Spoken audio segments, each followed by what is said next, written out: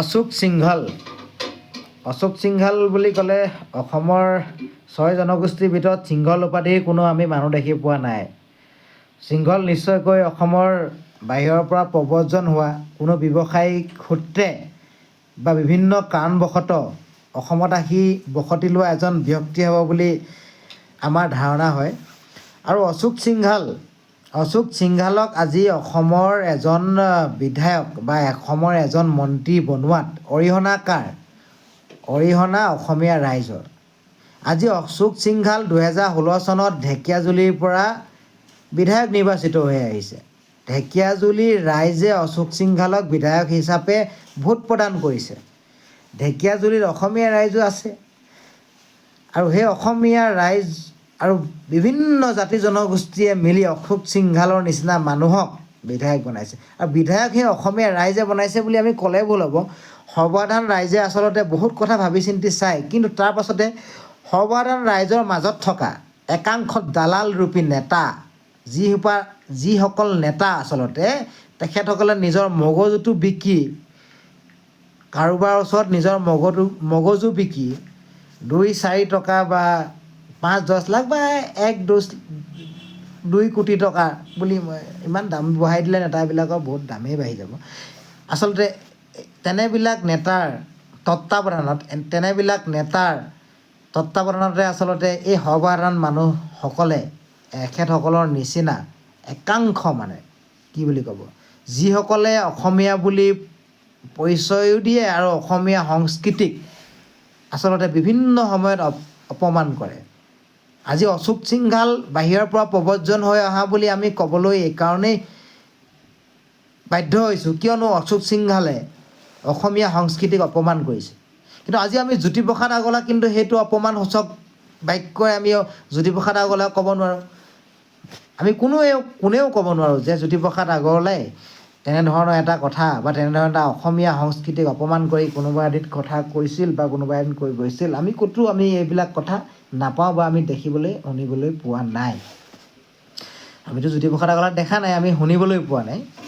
এতিয়া কথা হ'ল কি, অশোক সিংঘালক আমি মন্ত্ৰী বনাইছোঁ, অশোক সিংঘালক আমি বিধায়ক বনাইছোঁ। আৰু সেই বিধায়ক আৰু সেই মন্ত্ৰী আমি কোনে বনাইছে? হিমন্ত বিশ্ব শৰ্মাই বনাইছে। হিমন্ত বিশ্ব শৰ্মা কোন? অসমৰ মুখ্যমন্ত্ৰী। আৰু অসমৰ মুখ্যমন্ত্ৰীয়ে দেখিছে যে এতিয়া অসমৰ ভাওনাক অপমান কৰিছে। গুৱাহাটী প্ৰেছ ক্লাবে ভাওনা পাতিবলৈ লৈছে, তেখেতসকলে ভাওনা পাতিছে। অসমৰ এটা সংস্কৃতি পাতিব পাৰে, সকলোৱে ভাওনা পাতে, শিৱৰাত্ৰিটো পাতে, ভাগৱত পাঠ হ'লেও পাতে, বিভিন্ন অনুষ্ঠানত ভাওনা পাতে, কোনোবাই ভাওনা আগবঢ়ায়।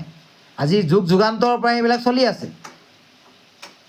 ভাওনা 7টা বৰ সবাহৰ সমান এখন ভাওনা বুলি কয়, আমি শুনিছোঁ, আমি জানো। অন্যান্য বিভিন্ন ব্যক্তিসকলে এইবিলাক কথা জানে, যোনে ভাওনাৰ লগত জড়িত তেখেতসকলে এইবিলাক জানে। শ্ৰীমন্ত শংকৰদেৱে এইবিলাক কথা কৈছে, শ্ৰীমন্ত শংকৰদেৱে এইবিলাক কথা দেখুৱাই গৈছে। আৰু সেই গুৰুজনাৰ আদৰ্শ লৈ আজি আচলতে ভাওনা পালন কৰি থকা হয়। আৰু আজি সেই ভাওনাক অপমান কৰা অশোক সিংঘালক আজি এজন হিমন্ত বিশ্ব শৰ্মাৰ মন্ত্ৰীসভাৰ এজন মন্ত্ৰী। আৰু হিমন্ত বিশ্ব শৰ্মা কোন? অসমীয়া। তেখেতে কি কয়? মই গৌৰৱান্বিত অসমীয়া, মই অসমীয়া। আজি সেই এটা বাহিৰৰ পৰা প্ৰব্ৰজন হৈ অহা কি ব্যৱসায়িক সূত্ৰে হওক বা বিভিন্ন কাৰণবশতই হওক, বাহিৰৰ পৰা প্ৰব্ৰজন হৈ অহা অসমত আহি আজি বিধায়ক হ'ল। আৰু সেই বিধায়কে অসমৰ সংস্কৃতিক অপমান কৰিছে। হিমন্ত বিশ্ব শৰ্মাই মাত মতা নাই। হিমন্ত বিশ্ব শৰ্মাই তেখেতৰ মন্ত্ৰীসভাৰ পৰা অপসাৰণ কৰা নাই। হিমন্ত বিশ্ব শৰ্মাই তেখেতক বিধায়ক পদত খাৰিজ কৰা নাই। আৰু হিমন্ত বিশ্ব শৰ্মা কেনেকৈ মুখ্যমন্ত্ৰী হৈছে? আমাৰ একাংশ বিধায়কৰ দ্বাৰা। আৰু সেই একাংশ বিধায়কসকল কোন? আজি বিজেপি, আজি কংগ্ৰেছ কৰি থকা একাংশ বিধায়ক, একাংশ ব্যক্তি কি বিধায়ক মানে কি? ৰাইজে বনাই দিছে, বিভিন্ন চল চাতুৰিৰে ৰাইজৰ ভোটবিলাক লৈছে, ৰাইজক ঠগ প্ৰবঞ্চনাৰে ৰাইজৰ ভোট লৈ হৈছে বিধায়ক। আমিতো ইমান নকওঁ এইবিলাক কথা।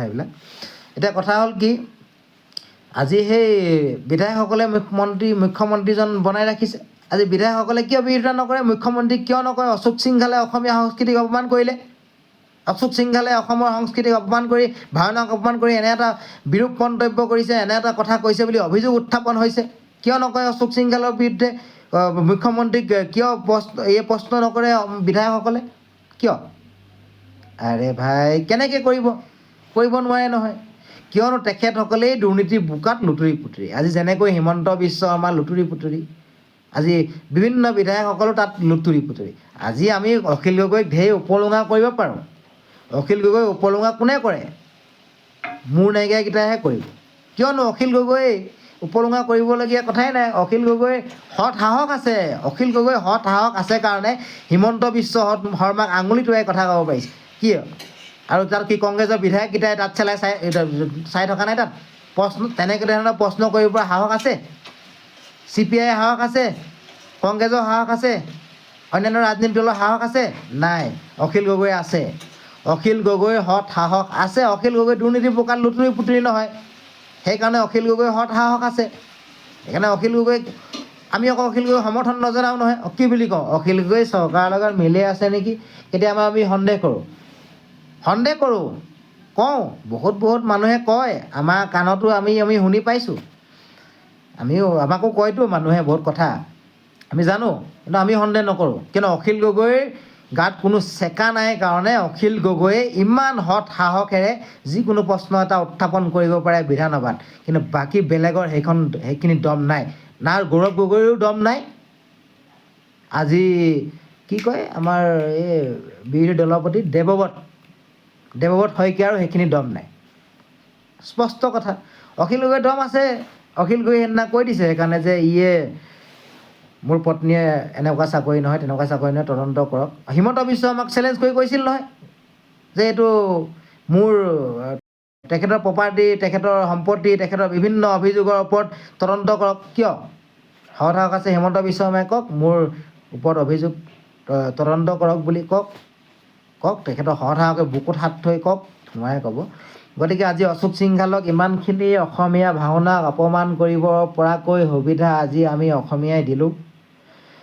আজি আমি অসমীয়াই ইমানখিনি সুবিধা দিয়াৰ কাৰণে অশোক সিংঘালে ভাওনাক অপমান কৰিব পৰা হ'ল। হওক। আৰু আজি সঁচা কথা ক'বলৈ গ'লে বহু অসমীয়াই মাত নমতা হ'ল। কিয়নো দালালে ভৰি পৰিল। দালালে ভৰা অসমত আজি কেনেকৈ অসমীয়াৰ উন্নতি হ'ব?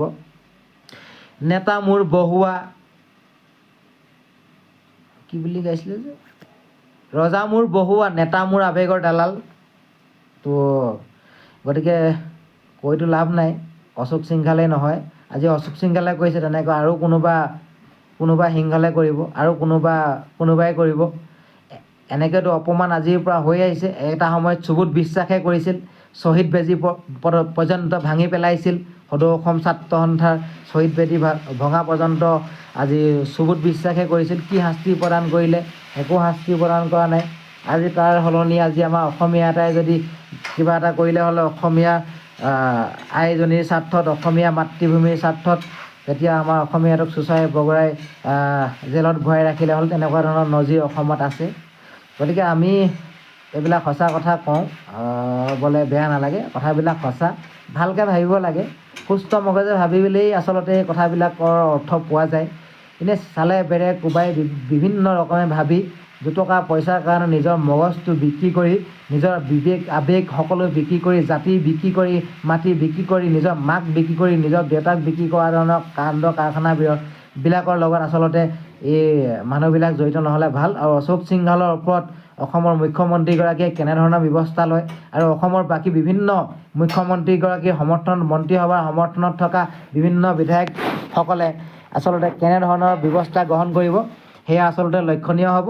আৰু আমি অনাগত সময়ত দেখিম। আৰু আজি সংবাদ মাধ্যমসকলকো এটা অনুৰোধ, আপোনালোকে ভিউজৰ কাৰণে আৰু TRPৰ কাৰণে বাতৰিবিলাক নকৰি অসমৰ আচলতে যিবিলাক জ্বলন্ত সমস্যা, অসমৰ যিবিলাক সমস্যা, প্ৰকৃত যিখন ছবি আচলতে অসমীয়া ৰাইজক দেখুৱাই, অসমীয়া ৰাইজৰ যি আজি আগবঢ়াই লৈ যোৱাৰ ক্ষেত্ৰত আপোনালোকৰ যেনে ধৰণৰ পদক্ষেপ হ'ব লাগে, প্ৰতিটো সংবাদ গোষ্ঠীয়ে হওক, প্ৰতিটো সাংবাদিকসকলেই হওক, প্ৰতিটো সংবাদ গোষ্ঠীয়ে হওক, সকলোৱে আচলতে কৰ্তব্য।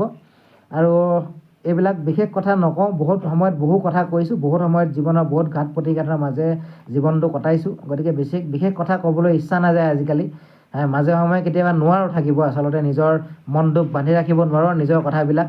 কিন্তু এইটো নহয় যে আমি একেবাৰে তল পৰি যোৱা মানুহ নহয়, তল পৰি যোৱা জাতিয়ে নহয়, যিহেতু আমি মানুহো নহয়।